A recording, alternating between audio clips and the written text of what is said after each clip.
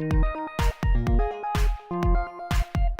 really focusing on servicing, independently just servicing, all the way from the early stages of doing a site assessment and then the design work all the way through installation, and then a significant portion of our work is in servicing systems that have already been installed.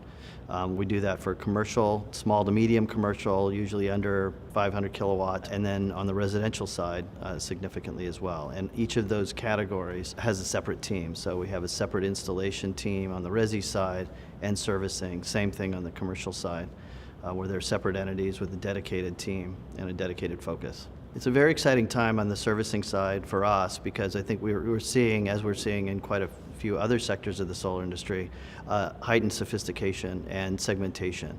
Early on in the industry, I used to tell my teams, installers used to do everything from selling the system to financing it even, certainly installation and servicing.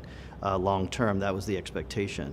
That's breaking out now where we're doing more and more work for originators that aren't doing their own installations, for instance, and we're just installing for them.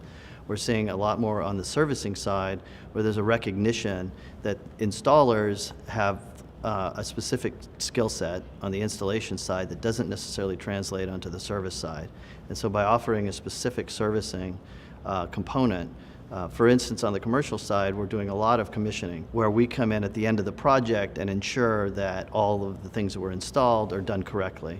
And having that as a separate segment never used to be the norm, and now it is. So it's exciting to see that segmentation, and for us, we're specifically recognizing those skills that we can bring to the table and calling those out. There's a higher barrier to entry than there used to be in terms of the servicing side. To get the skill set and the teams that have the skill set to be able to go and service on a broad scale is harder than it used to be. It used to just be that either an engineer or even an installation crew would just go and service the same system that they installed. As we're seeing the skill set separate, there's a much more of a training and a higher bar in order to achieve that. The other thing that we're seeing happening now is we're scaling up. You never saw service entities that were very, very small, very regional, traditionally. Even the larger ones would cover a portion of California. We've scaled, we're across California now. For instance, on the residential side, we're starting to do more work in the Northeast, Southwest, even Hawaii, Oregon. And so we're expecting that expansion to continue eventually to be nationwide as we start to see needs increase in more and more regions of the country. And so that replicability in terms of geography and the ability to scale, but it really comes out of a focused, our focus on just servicing and our ability to kind of stay within ourselves.